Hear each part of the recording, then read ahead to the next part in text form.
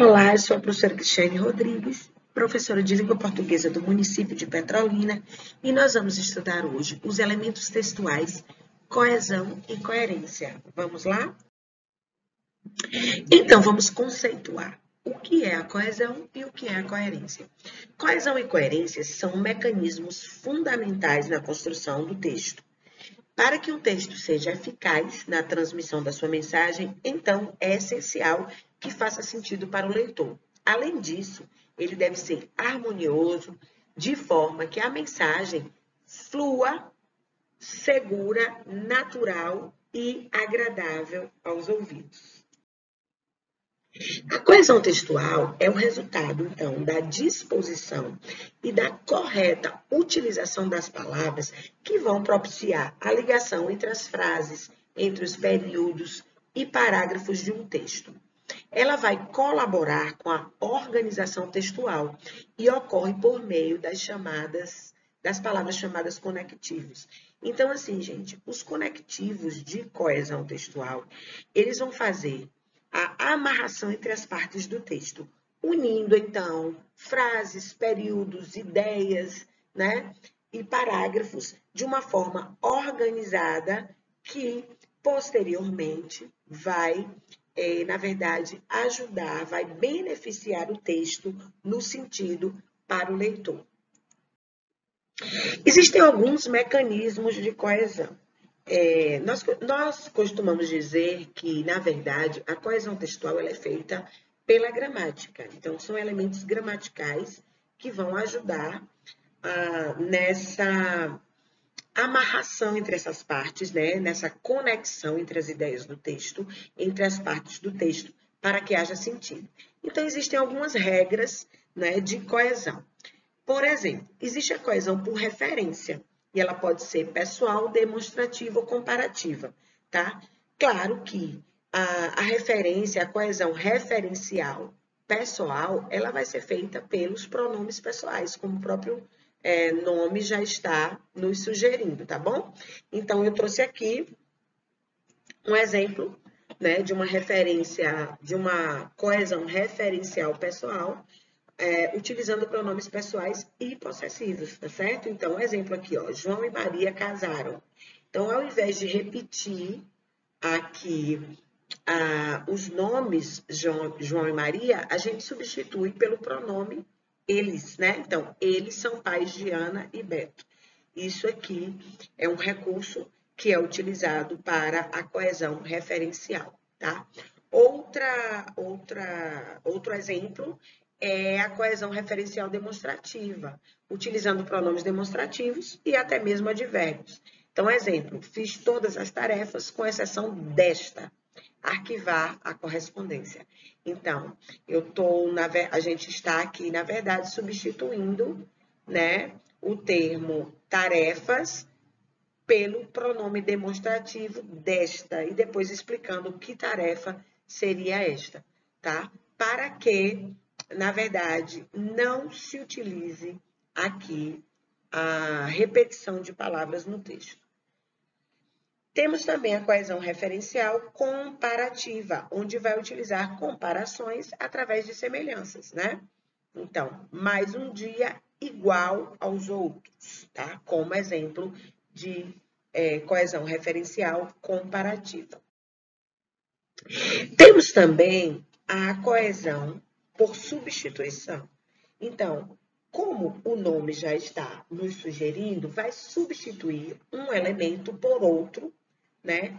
Com a forma também de evitar as repetições de palavras. Então, exemplo, vamos à prefeitura amanhã, eles irão na próxima semana. Então, nós vemos aqui, né, que a palavra prefeitura foi retirada, né, e que o sentido, na verdade, continua para o leitor, tá bom? Observe, então, que a diferença entre a referência e a substituição está expressa especialmente no fato de que a substituição acrescenta uma informação nova ao texto. No caso de João e Maria casaram, eles são pais de Ana, O pronome pessoal referencia as pessoas João e Maria, não acrescentando nenhuma informação nova ou adicional no texto. Ok? Vamos prosseguir. Nós temos, então, a coerência textual.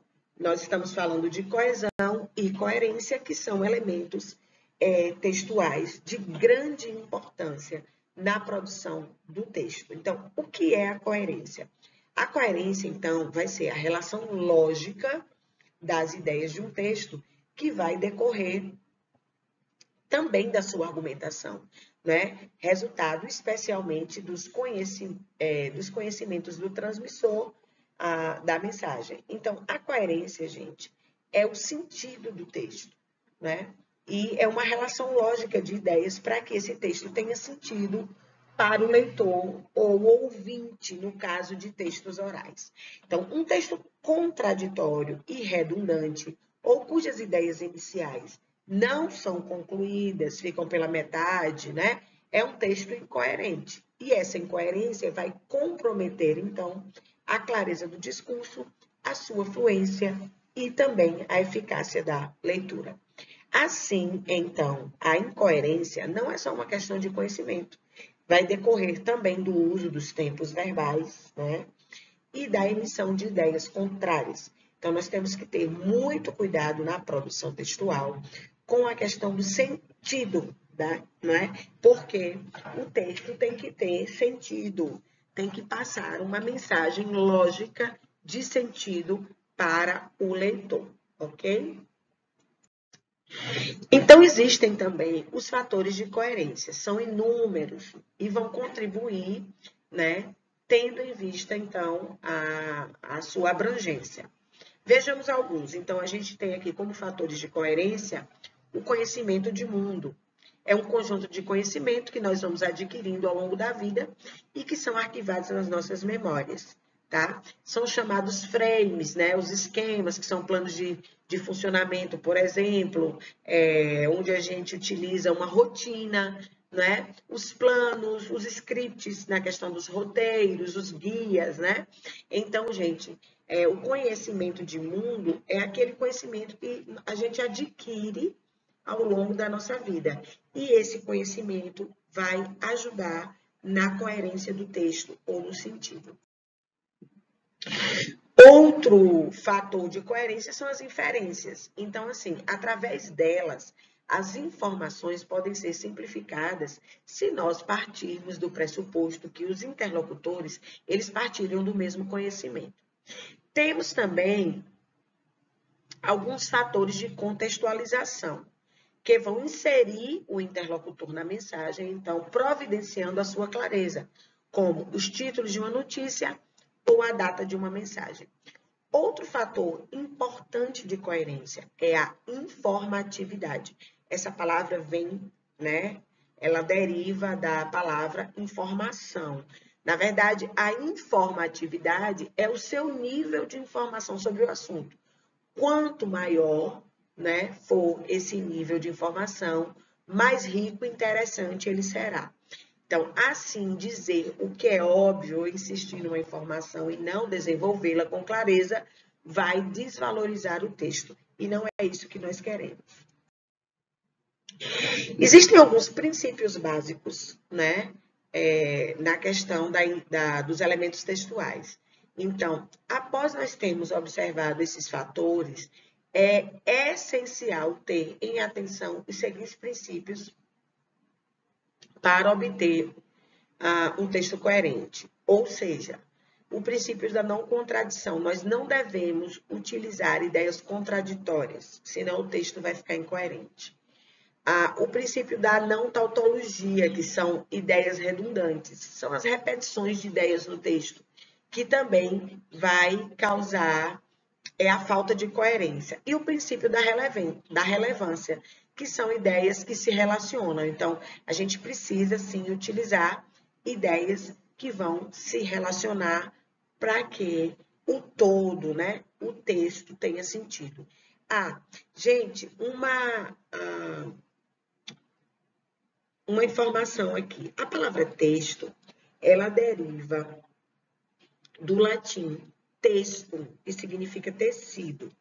Porque escrever um texto assemelha-se à arte de tecer.